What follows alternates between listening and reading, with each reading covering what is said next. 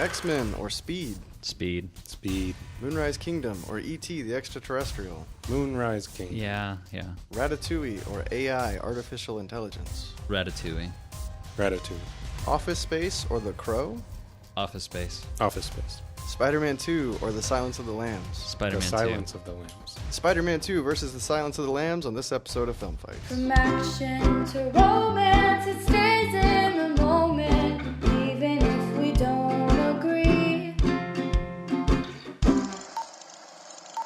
Hello everyone, welcome to Film Fights, the podcast where we use a random movie generator to pick two films and put two people against each other to convince me and maybe you listening out there on what to watch next. My name is still Matt Dodd, and today I'm joined again by Remy Swales and a new fighter of the podcast, programming director of the Yollywood Film Festival. It's coming up at the end of September.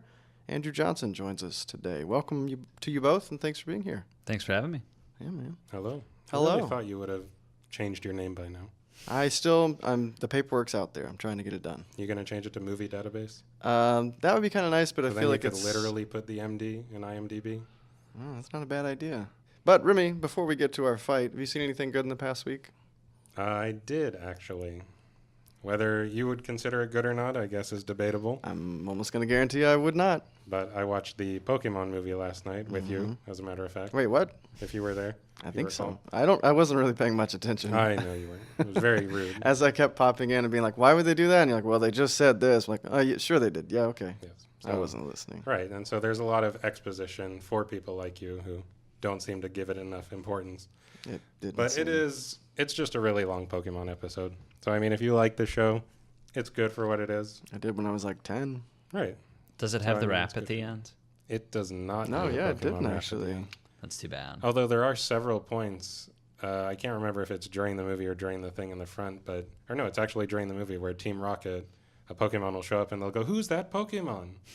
Yeah. Andrew, how about you? Have you seen anything better than the Pokemon movie in the past week? I saw Don't Breathe a couple days ago. It was all right. Okay. That's what I'm looking forward to. They give away everything in the trailer. Oh, unfortunately. no. But, I believe that. Yeah, I do too. I really try to avoid trailers. Yeah. Seems like most trailers do that these days. I try to as well, and this is one I really wish I had, because every time something happened, I was like, oh yeah, I remember that from the trailer.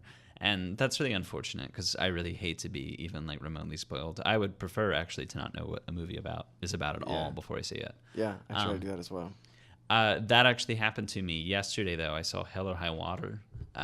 It was pretty good. I have seen that movie. The script was about as subtle as a sledgehammer, Yeah. but there's a lot of if that ain't Texas, I don't know what is. That's But- very true. That's very true. I really enjoyed that one though. I thought it was a surprise to me as well. I knew nothing about it going in. It was just like, oh, I had no idea who was in it. It was just like, great, this is fun. Yeah, I did enjoy it. Yeah, that's awesome. Jeff Bridges is always fantastic. So All right, well, we'll get down to the topic at hand today. Remy, you're taking on The Silence of the Lambs, or you're representing The Silence of the Lambs. I guess you're not taking This it is on. true. How long has it been since you've seen that movie? Probably about 7 years or so. Okay. You know, it's been a good stretch of time, but, you know, it's one that I enjoy watching, for sure. I'd say it's a pretty well-known movie, but in case someone has never heard of it, roughly what's it about? It is the story of Buffalo Bill, and he's a serial killer who kills people and takes their skin, and there's a detective who's trying to catch him, but she seeks the help of Hannibal Lecter, who's a known cannibal serial killer type person. And so, yeah, he's a really weird, creepy dude, but he helps her out in mysterious backwards ways and stuff, you know, very Yoda-like. Sure, Yoda. Okay, I don't know if I've He ever doesn't anyone... ever say what he means directly. he is kind of. He always Yoda. like uses these weird Socrates. Was it Socrates who does all that stuff where he like gives you questions so you figure out the answer yourself instead of just telling you what it is? I don't Some know. Greek person gives I'm you not that. Greek. Are you sure? I'm American. Should get on that ancestry.com and find That's out. true. I've never been on there. It's a shame. But yeah, so the movie's about basically that. But it's really good, intense, dramatic. It's a good thriller. Okay. All right. Well, thank you. Same questions over to you, Andrew. When's the last time you saw Spider-Man 2? All the way through, it was probably in the theaters, but it's one of those movies that's on TNT constantly. That's true. And I will watch however much time I have, I will spend that much time watching it whenever it's on TNT. Okay. If I'm there. Yeah, sure. If you got time, it's like, oh, I'm going to watch the rest of this. It's 30 Yeah. minutes left. Cool. And people need a reminder about which movie Spider-Man 2 was, because we've had several of them now. Yeah, there's like 5 or 6 of them now. Yeah. Spider-Man 2 is it's the Dr. Octopus one. Peter Parker has denied himself happiness with Mary Jane yet again, and seeks the mentorship of a brilliant physicist. And this physicist is working for his friend, played by James Franco. And the physicist is played by the always excellent Alfred Molina. I'll talk more about that later. But Chocolat. the physicist injures himself in an accident, hooks himself up to these AI-controlled robotic arms, goes on a rampage. Peter Parker has to save the day as Spider-Man and try and figure out how he can just get over himself and go after Mary Jane, and lots Isn't of that like action. every Spider-Man movie? Yeah, It's well, like the subplot to all of them. It's comic books. It's superheroes. That's Spider-Man's whole plot. But is that his problem in every comic book, like fighting with his inner self of what to tell Mary Jane, how to confess his love? the whole thing about Peter Parker as a character is he's supposed to be this very relatable everyman. So I mean, like, he has all of the like problems that you have. He wants to, have sex with the hot redhead next girl. He wants to like get over the fact that he indirectly had his uncle killed. They're very. I have that problem constantly. I'm really running out of uncles. All right, so I got to say, Andrew, I was a little surprised that you picked Spider-Man 2 in this fight. Not that it's a bad movie, but I just think Silence of the Lambs seems like it kind of has that, like, backing with, like, the film community. Like, It's got more gravitas Yeah, as far yeah. as So- accolades go. do you not like Silence of the Lambs, or just really like Spider-Man 2? Yeah, what's your deal, man? It's not that I don't like Silence of the Lambs. Silence of the Lambs is fine, but part of the reason it has the stature it does is the whole 5 Oscar thing, because it won Best Picture, Best Director, Best Actor, Best Actress, and Best Screenplay. It's only one of 2 movies to do that. The other is One Flew Over the Cuckoo's Nest. It's a good thing you know that stuff, because I did not. Yeah, but like that's one of the big things about Silence of the Lambs, and part of that's just because it came out in a really weak year. There wasn't really another big movie that year. The best American movie that year was Barton Fink.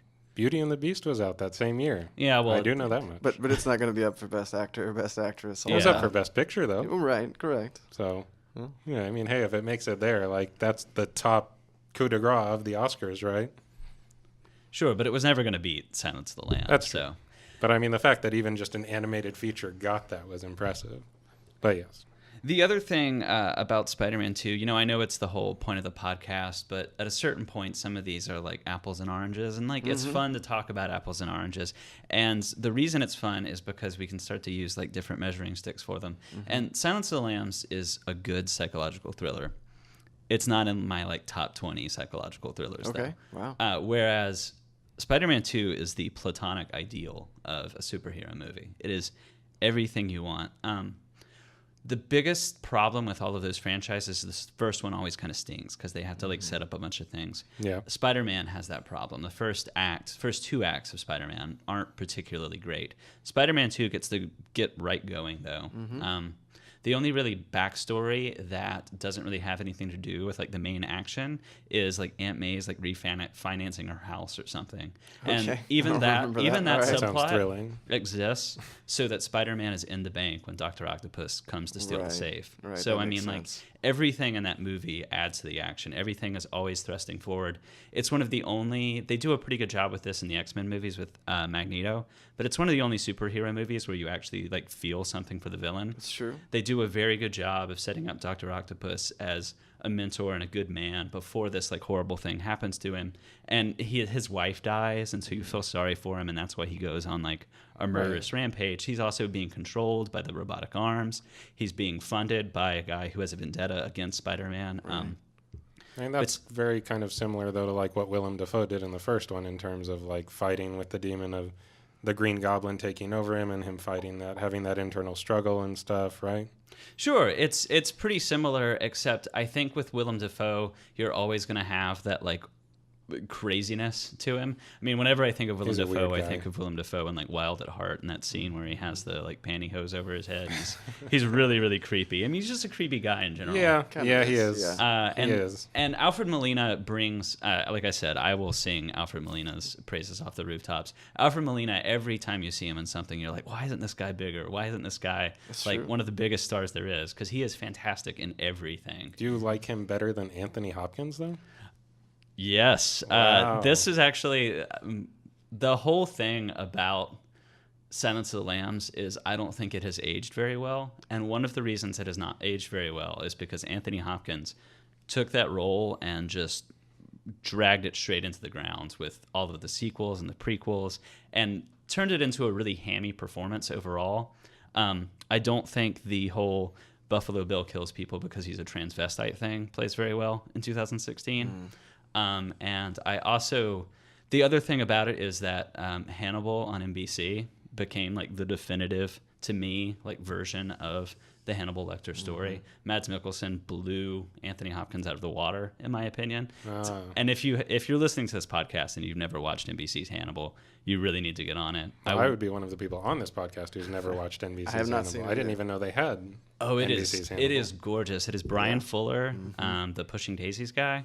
Absolutely the most visually gorgeous thing that's probably ever been on television. The way they like set up the bodies and like it's all these like really, really ornate, beautiful kills by like random serial killers. Don't you think you have to give a lot of credit for like getting to this NBC doing a series of Hannibal Lecter though with Silence of the Lambs, kind of like laying that groundwork for the catalyst that became the franchise, that became the series, that like made it what it is?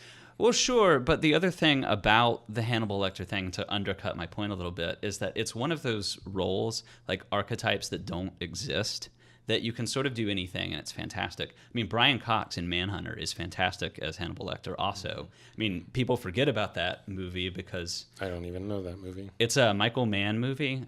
It's Okay. one of his first movies, and it's really, really, it's a really, really interesting movie. Like most Michael Mann movies, it's more interesting than it is good. But Brian Cox is in it, and he plays Hannibal Lecter, and he's fantastic as Hannibal Lecter because this whole like genius serial killer, yeah, that's not a thing. Like serial killers, by and large, are stupid men.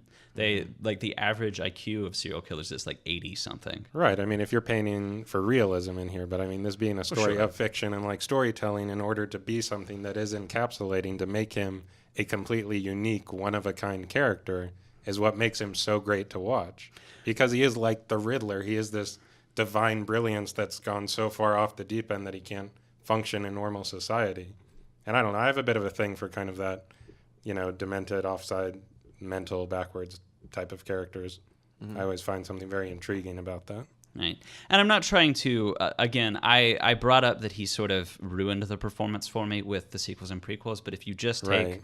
the like one film. the Yeah, if 10 you minutes stand he's alone on with screen. this. Right, 'cause That's the it's other not- thing yeah. about that. He won Best Actor, and he is like not even in that movie. Right. I mean, to make That is pretty weird. such an incredible impact on the film and stuff just from being in those small interactions. It is like pound for pound, like kind of equal to like Alec Baldwin and Glengarry Glen Ross, or like William Hurt in A History of Violence, where he's not on screen much, but you really, really remember. Those are all both yeah. one scene roles. But Yeah, I mean, even second to him, like just Jodie Foster being in there, she plays Mm-hmm. an incredible character that ties the whole film together, just like a really strong, you know, ferocious detective who's Mm-hmm. really seeking to solve this crime. I will say also Ted Levine is really, really underrated as far as that He's movie is Buffalo concerned. Bill, right? Yeah, he's Buffalo Bill, and Yeah, he's he's fantastic. awesome. He also has the great like, "Oh, was she a great big fat person?" line that every time I hear it, I can't help but crack up. Also, I just want him to like be my GPS voice. I want to read like audiobooks narrated by him. Like his voice is just That great. would be pretty good. That would be I awesome. gotta say, if he Yeah. did the Buffalo Bill, like giving you directions. But besides Alfred Molina, there's great acting in Spider-Man 2. Is there, though? J.K. Simmons is always great as true. well. Kirsten Dunst is brilliant. And Tobey Maguire, I don't love Tobey Maguire. He played the nerd aspect of Peter Parker better than Andrew Garfield did. You can't buy Andrew Garfield as a nerd. You just can't do it. Right. I mean, Yeah, I yeah, Tobey kinda feel Maguire that, looks a lot more like a nerd, but Mm-hmm. I feel like that makes him a little bit harder to believe as like the, As you know, Spider-Man. buff dude. Like, I can lift this car. Is that the one where he stops a train?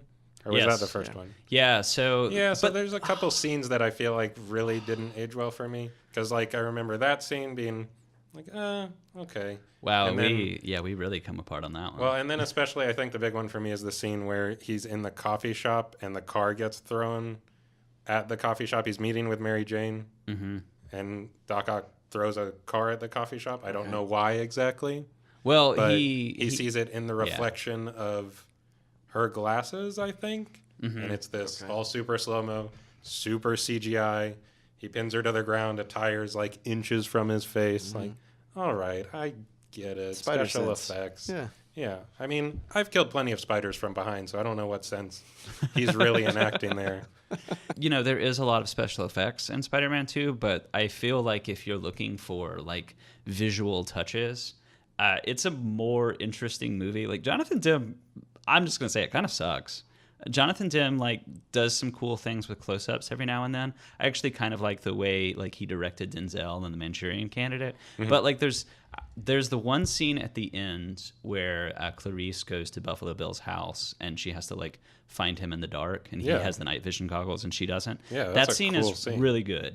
But love that. the rest of that movie is just sort of like rote Hollywood, like establishing shot. Here's what's going on in this scene. You're Let's not get out of even here. remotely going to convince me that Spider-Man 2 has a better written story than Silence of the Lambs. It's not about the story. It's about the like visual. Filmmaking is all about story. I mean, you're telling a story. It's a storytelling package, though. medium. It is. It is. And I would say visually, storytelling, acting, writing, that Silence of the Lambs hits better on those notes. Maybe not as impressive visually as Spider-Man 2 would be, certainly. But I feel like Spider-Man 2, I mean, with it being a summer blockbuster, a superhero film, it's going to be a lot more visually enticing with stopping trains, flying through buildings, doing all this cool superhero stuff. But I feel like it was also came out at a time where we were really hitting that pinnacle of like CGI-ing everything. And that stuff I feel like really hasn't aged well. I think you are understating how good some of the smaller moments are, though. So, of course, the big iconic scene in Spider-Man 1 is him hanging upside down and him and Mary Jane making out while he's upside down. And there's this great bit of visual storytelling in Spider-Man 2. In Spider-Man 2, Kirsten Dunst gets engaged to an astronaut. It's J. Jonah Jameson's son. And she gets engaged to him, and he's like laying on the couch, and she makes him kiss her Upside down. Upside down, yeah. Give me a Spider-Man kiss. Yeah, exactly. And like there's no explanation of it whatsoever. Like there's no any sort of grounding. She doesn't like think about the kiss beforehand. It's just one of these things, like it's a visual reminder. It's like, hey, you saw the first movie, you remember this really iconic moment, and we're gonna use that in this. To then like she kisses him and you can see on her face like it felt empty. She didn't feel what she felt when she kissed Spider-Man. I always thought that would be really weird to kiss somebody upside down. Like, even just watching it in the first one, it looks awkward. That's also in the rain, which is kind of weird. Yeah. Yeah. But Really awkward thing. But do you feel like if somebody goes into watching the second one without having seen the first one, that stuff holds together as well as just a single viewing if you don't know these references and throwbacks to the first one or to these earlier ventures and stuff? I that think are Peter Kirsten Parker? Dunst, that scene, there's a lot of exposition in the scene with Aunt May, and I think Kirsten Dunst does a lot of heavy lifting in that other scene that I was Right. doing. Again, Because that's Kirsten always the Dunst, problem. Oh, sorry. Go ahead. Oh, sorry. Kirsten Dunst, people are like just figuring this out with Fargo, but she has always been just really, really good. Like she's great in Bring It On. I may disagree with you on that. I don't know that there's much that's great about Bring It On. Oh, goodness. Maybe some good dancing scenes. All right. Well, that's going to have to be a Good discussion choreography. for another time, though. We're going to have to wrap this thing up. So I'm going to give you a few trivia questions first, and you guys will both have some time or a quick little bit to have some final thoughts. But great discussion, though. It was awesome.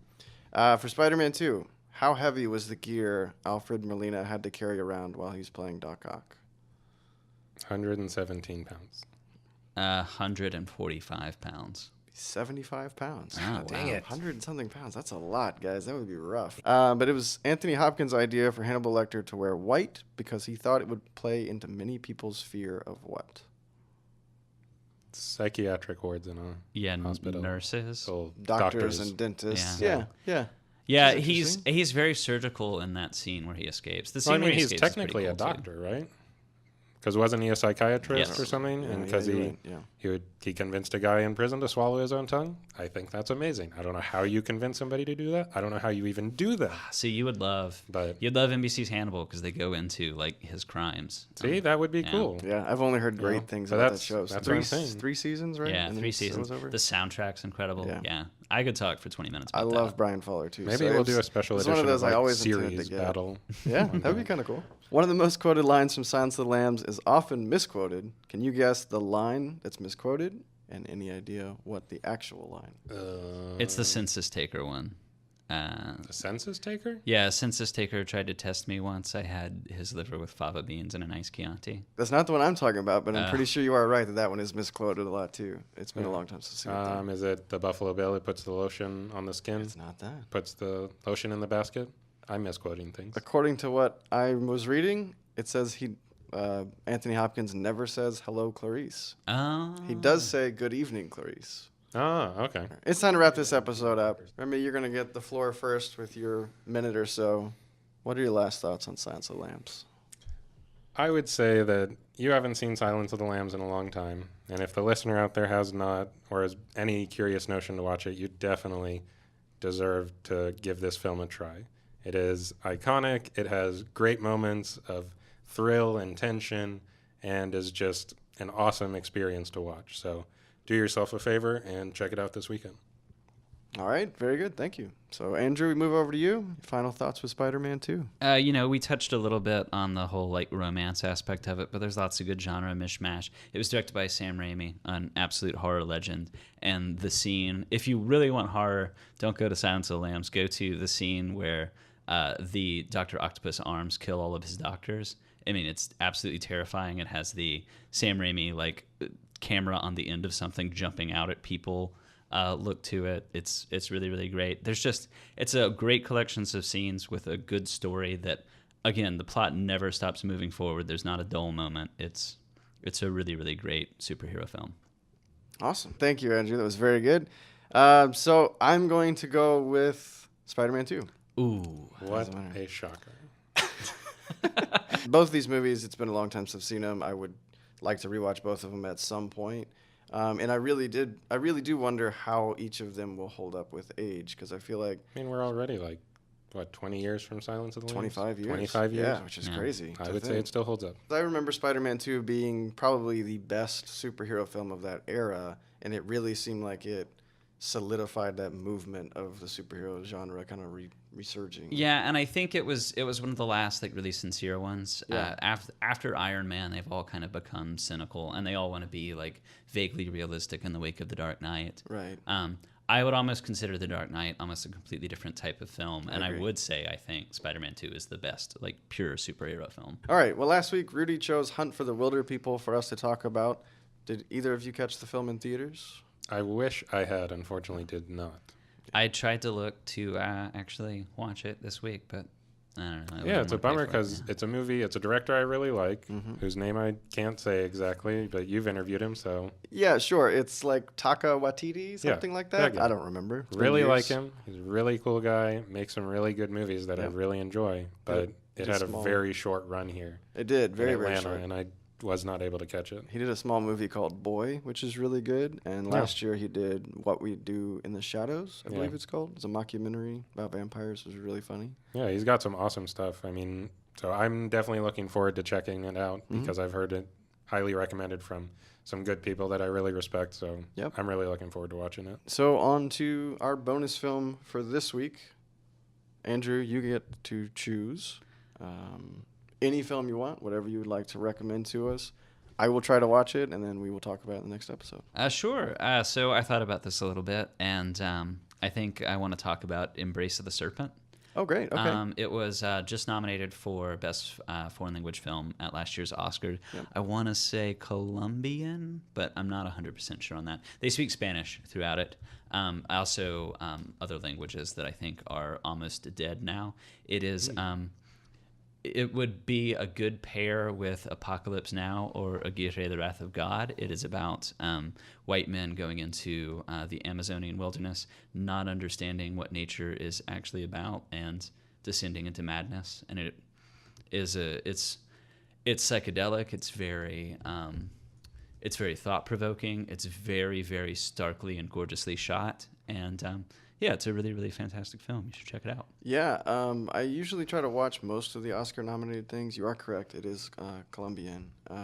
It's one that I was not able to catch up with at the time and always intended to. And yeah, that's awesome. I appreciate that. That's I great. saw it at the Plaza here on that huge screen, and it was just absolutely breathtaking. That's awesome. Abrazo de la serpiente. Sure. It is currently on Amazon Prime. Oh, awesome. You can watch it for free if you have Amazon Prime. Heyo. Thank you for the recommendation, Andrew. Absolutely. Check Thanks that for out. having me again. Yeah. This was Thank you, fun. Andrew. I may have made my decision, but you can tell us what your decision out there is in Listenerland. You can comment on the Film Fights podcast Facebook page. You can discuss this matchup with other people. Tell me what you think directly on Twitter, if you'd like. I'm at Matthew Dodd. You can check out previous episodes of Film Fights on iTunes, SoundCloud, or wherever you prefer to listen to podcasts. And be sure to subscribe so you don't miss out on anything else we're doing. Remy, where would you like people to find you online? As always, you can find me on LinkedIn if you want to get in touch with me about Business-wise, marketing. That's good. Yeah, well, I try to keep things Sure. professional. Sure. Otherwise, you can probably find me in Piedmont Park playing Pokemon Go under the name Pokemonington. So Okay. come look for me out there. Fight me at some gyms or something. Tell me where to get a Dragonite. I don't know where those things are. They're everywhere in gyms, but I've never seen one in the wild. All right. Well, very good. I won't be finding you in the park. Andrew, the Yollywood Film Festival starts next Thursday, the 29th. That's correct. I'm guessing you've seen all the films as the programming director. Yes. Is there anything in particular people can look forward to seeing? I am really looking forward to the experimental block of shorts. Okay. They're not all necessarily experimental. It's kind of a catch-all, but they're all a little weird. And there are a couple things, I don't want to show favoritism, but there's a couple of things that I really, really love in that block. We have a great block of female-directed films underneath New Mavericks. That's a kind of a co-production between us and the Atlanta Film Festival. I also think the opening night on Thursday night is going to be a lot of fun. There's going to be a Dungeon Family retrospective. There's going to be music videos. We should have somebody doing a live mural on the back of the theater. Awesome. So it'll be like a whole party, drinks, refreshments, etc. It should be a good time. Yeah. Sounds like fun. And it's at the Avondale? Avondale Town Cinema in downtown Avondale Estates. Very good. And from what I understand, it's like $10 for a day pass, right? Correct. 25 for the whole weekend. Yeah. So it's a great deal. I mean, you see a lot of movies, a lot of shorts, a lot of content there. And that's awesome for a Yeah. ticket. Yeah, if Yeah. you support Southeastern Cinema, there's not a better deal in town. Yeah. That's awesome. I'm looking forward to being there. I'm planning on being there all day Saturday. I think a few other film fighters are going to be there as well. I think you might be around at Yeah, some I'll point. probably with be me. around at some point. I think Mohammed said he might be around. So we'll be around. If you see us, say hello. Tell us you've heard this. How would be anybody know what interesting. we look like? Well, you guys have posted pictures for every matchup you do, right? A lot of times your faces are in it. Not me. Well, all right. Well, I guess no one will find you then. I hope we see you guys at the Hollywood Film Festival. We're really looking forward to it. And Andrew, thank you so much for joining us. And Remy, I guess thanks for being here. Bite me. All right. Enjoy the movies, everyone.